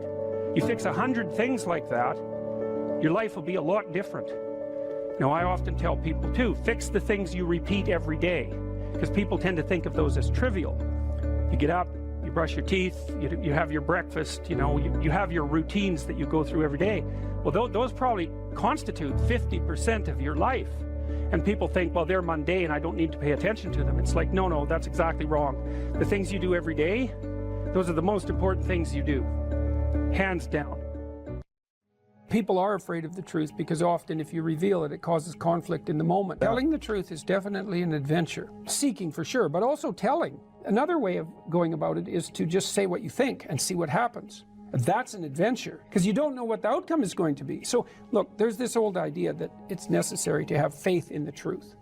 And so here's a way of thinking about that. Someone asks you a question and you might think, well, here's the outcome I want, and so here's how I'm going to answer that question. So that's one way of approaching it. But another way of approaching it is, you ask me a question, I'm going to think about the answer, and I'm just going to tell you what I think. And it doesn't matter what the outcome is, because I'm willing to see what the outcome will be, predicated on the idea that there isn't a better outcome than the one that truth produces. Even if it's harsh and terrible in the short term, and sometimes it is, it's like there isn't a better way of doing it. Now, you might say, well, how do you know that? And the answer is, well, I don't know that. That's why it's an article of faith, because I believe, and I believe this deeply, the being that you produce as a consequence of telling the truth is good, by definition, even though it's harsh and often uncomfortable, because you get in trouble. One of the things that I've really learned recently, or learned to articulate better, is that there's a very tight relationship between aspiration and responsibility. The first question might be, do you need to aspire to something? And the answer is, well, yes, because you have to do something. If you just sit there, you'll die. You can't just sit there. You have to go act out in the world. Okay, so act towards what? Well, that's whatever your aspiration is. You have to have an aim. Okay, well, what should the aim be? Well, it should be something worth doing, let's say. Why do something that you don't feel is worth doing? What do you think's worth doing? Well, if you watch other people and you judge when they're doing something worthwhile, you usually judge them positively if you see that they're taking responsibility, at least for themselves. What, do you want to be completely useless so other people have to take care of you? That's pretty pathetic. And maybe you could get your act together so you're taking care of yourself and your family. And maybe you could even do better than that and take care of yourself and your family and your community. Well, good for you. That's responsibility, and that's an aim. Well, here's one of the things that's cool about that, is that your life doesn't have meaning without aspiration or an aim. Okay, so you need a hierarchy of values. There's got to be something at the top. It's got to be something important. If you don't have that, your life doesn't have any meaning. So if you criticize the hierarchy, or even the idea of hierarchy, you destroy the idea of aspiration, and then people have nothing. Well, that's not helpful. People are built for a struggle and they're built for a weight, and you want to take on a heavy burden voluntarily. See if you can put yourself together. See what you can do out in the world while you're waiting to die. It's an all-in game. It better be worthwhile. The great people I know are brutally truthful to themselves and other people, and they have insanely adventurous lives. Get rid of everything you say that you only say to impress other people, and just see if you can say what you believe to be true. That's an adventure. That's the thing about the truth, you know? Well, you got to ask yourself, if you're not speaking the truth, who is it that's talking? If you're saying something that you do not believe to be true, it's not you talking. It's something else. It might be the part of you that wants to manipulate the other person into delivering what you think you want from them. Well, what is that spirit of manipulation that you've allowed to possess you? It's not you. Let's say you decide to live your whole life in that instrumental manner. You're going to craft your words like the student who says, well, I'm going to write what the professor wants to hear so I get the grade. It's like, well, you just turn yourself into that. Well, who is it that's doing that manipulating? It's not you, because those aren't your words. So even if you get the grade, it's not you that got the grade. It's the false you. It's the manipulative you. So you do that your whole life. You don't have your life. And then you think, well, God, that was a miserable life. I manipulated everybody. They were so damn stupid. They were sucked in by it. They're all contemptible. Everyone does it, you know, which they don't, by the way. And so that's a pathway to bitterness. Partly because if you're a manipulator and you use your language falsely, you don't live your own life. You live the life of whatever possesses you when you think it's you manipulating. And so you live the life of the spirit of manipulation. You know, maybe you're in California, see someone speeding down the road in a convertible Porsche, and you think, oh man, what a lucky bastard. And the truth of the matter is that he's thinking about wrapping his expensive sports car around the next cement pillar that he comes close to. You know, you can't tell. And people have hard lives, and even people who are comparatively fortunate have hard lives. And the ideal that you're observing that makes you jealous and resentful is in large part an illusion that's created by your own mind. You have to be careful of what you're jealous of, because you don't really know what it is. And then the other thing that's kind of useful is to understand you're quite different from other people, and you shouldn't be comparing yourself to them, because they're not like you. They don't have your family. They don't have your temperament. They don't have your troubles. They don't have your abilities. The only person that has those is you.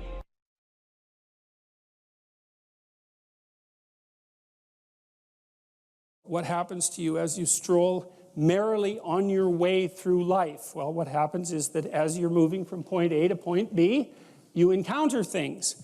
And people think that what they encounter are objects, but that's not the case. First of all, most of the things that you encounter, many of the things are actually other people, and they're not objects. They're too damn complex.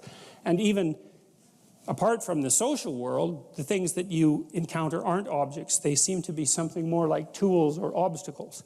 And I don't mean that we see objects and turn them into tools or obstacles. I mean that we see tools and obstacles, because what happens is that when you array yourself towards a goal, then the world transforms itself into things that get in the way of that goal, and three things. Things that get in the way of the goal, those are things you don't like. Things that facilitate your movement towards the goal, those are things that you like. And irrelevant things. And mostly you want irrelevant things, because there's just too damn many things. So the category of irrelevant is one you really like. So most of everything is irrelevant if you have a good plan. A few things are good because they move you forward, and some other things are not so good. You want to go around the not so good things if you can manage them, unless you like to run head forth into like brick walls, which is not particularly, it's a learning experience, but I wouldn't repeat it too many times. You want the world to array itself as a set of, we could say, tools. Now, what happens is that you have this perceptual system that's mediated by dopamine. It's the same system that cocaine activates, or methamphetamine, or the drugs that people really like to take. And it's the dopaminergic system that responds with positive emotion to indications that you've encountered something that will facilitate your movement towards a goal. And that's really important to know, because people tend to think that they're happy because they achieve goals, and that's not true. What's true, because as soon as you achieve a goal, then you have a problem, which is what's the next goal. And that's actually a big problem. You encounter that as soon as you graduate from university, for example. That's right. I made this joke before. Graduation day, you're like king of the university hierarchy, undergraduate hierarchy. Day after, you're unemployed potential Starbucks employee, right? So it's like, so obviously the accomplishment per se as a source of reward is is problematic, because when you accomplish, you run the frame to its end, and then you have the problem of needing a new frame. So that's a problem. But if what you're encountering instead are things that will move you along your way, it's like, hey, that's great, and that's where you get your positive motivation. And so that's really thinking, that's so much worth thinking about. You can think about that for a year, and that wouldn't even be enough to think about it, because here's what it means. It means, in some sense, that the Buddhists are right with their claim about Maya, M-A-Y-A, which means that people live in an illusion. And what they mean by that is, well, you have goal, whatever your goal is, and that goal gives relevance to the world. And you can change the relevance of the world in a snap just by changing your goal. You can do that. And so then you think, well, it's sort of an illusion because you can just change it. Now, you don't want to push that line of argumentation too far, because even if the specific point can be changed, the fact that you're in one of these frames cannot be changed. And so you have to be in a frame, although you get to pick the frame. So there's still an absolute there, which is that you have to be in a frame, and that is not a trivial absolute. It's a very major absolute. So then you think, okay, all of your positive emotion is going to be experienced in relationship to the goal. Well, then we think, well, you could use some positive emotion. It's a good thing. Positive emotion inhibits anxiety and disappointment and frustration and pain. It does all that. Technically, it does that. That's why a football player with a broken thumb who wants to score a touchdown can go out there and, you know, play the football game, even though it's a kind of an arbitrary goal, right? It's like, really, you're going to go out there and like risk your hand to fire a pigskin through some poles? It's like, well, you can say the same sort of cynical thing about most of the things that people do, but you can't say the cynical thing about the fact that they have to do things. So you have a point, you have your aim, you have your ambition, and then that's what turns the world into a potentially positive place. And here's the kicker. This is so cool. The higher the aim, the more the positive emotion. So that's you think, well, why should I bother?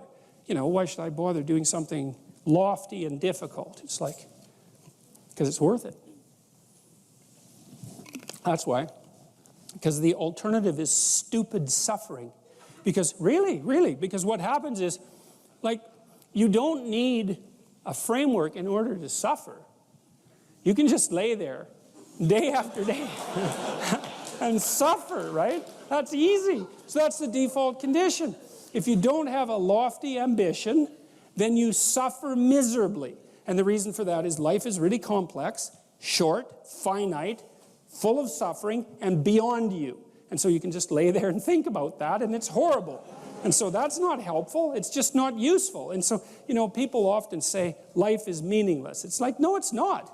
That's wrong. Because if it was meaningless, that'd be easy. You could just sit there and do nothing, and it wouldn't matter, right? It'd be like you were like a lobotomized sheep. It's just irrelevant. But that isn't what happens. When people say that life has no meaning, that isn't what they mean. What they mean is, I'm suffering stupidly and intensely, and I don't know what to do about it. Well, the suffering is meaningful. It's just not the kind of meaning you want. So how do you get out of that? You adopt, you note the baseline of suffering, which is very, very, very, very high. And then you say to yourself, okay, I need to do something that justifies that. And that's not so easy, because the baseline for suffering is high.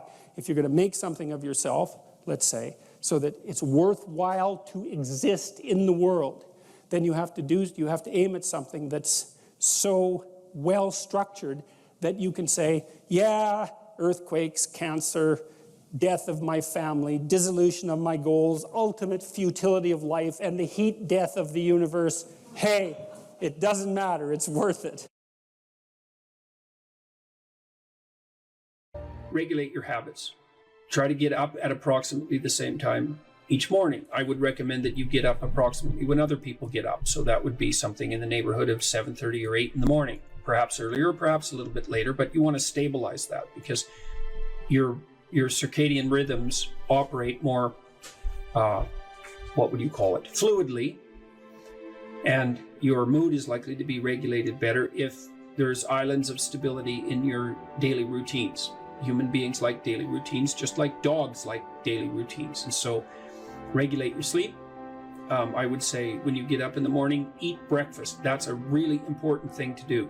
I can't tell you how many people I've treated in my clinical practice whose proclivity for emotional instability and depression, anxiety, general hopelessness, emotional pain and gloom and doom, as well as capacity to concentrate, were properly regulated or inhibited or reduced by merely ensuring that they ate I would say, a protein and fat-rich breakfast relatively soon after they wake up. And that's especially true if they're stressed. And as it turns out that if you stress yourself after a fast, which is of course what you've undertaken if you haven't eaten since the night before, that your body produces enough insulin to deplete the sugar in your blood. And then it's very difficult for you to become regulated properly with regards to your metabolism until you sleep again. And so it can be regulating your sleep, and your breakfast eating habits in particular can be in a very effective way of regulating your mood and increasing your capacity to concentrate. The other thing I would say is that scheduling your time is also extraordinarily useful. And so I can tell you a little bit about how to use schedules effectively. You should develop a long-term plan. So you have to set up your long-term vision. And then I would say once you set up that vision so that you know how to orient yourself, then you should start designing your days. And you can do that very effectively with a calendar like Google Calendar. Many people say, well, I hate using a schedule, or I hate using a calendar. What you're doing is using the calendar as an external tyrant that's telling you what you should do if you were going to be a conventionally good person each day. So you load yourself up with arbitrary responsibilities. But that's not really how you should use a schedule. What you should use a schedule to do is to design the day that you would most like to have. And obviously that's going to include accepting some responsibility and undertaking to make progress on those things that you have to make progress on to keep your life from collapsing into chaos. But it should also mean that you schedule in activities that make you actually want to have that day. And so if you're using a schedule properly, that it can be your friend. And that can also be something that can increase your capacity to concentrate. And then I would say, well, if you're very scattered, then you can start to train yourself. You might say, well, I need to learn to read without distraction. So maybe what you do, you say, okay, well, for the next week, I'm going to read 10 minutes a day, and I'm going to try to limit the distractions. And if you're successful at that, then you could try 12 minutes a day. And if you're successful at that, you could try 15 minutes a day. And the trick is to set a goal for yourself that is slightly beyond your current level of performance, enough to be challenging, enough to be worthwhile if you accomplish, but not so difficult that you're likely to fail. And then practice incrementally, day by day, trying to inculcate the habits that you want to inculcate. And assume that it'll take you a number of months or even a number of years in order to become very fluent at the habit. The important thing is to start improving incrementally, because incremental improvement pays off like compound interest.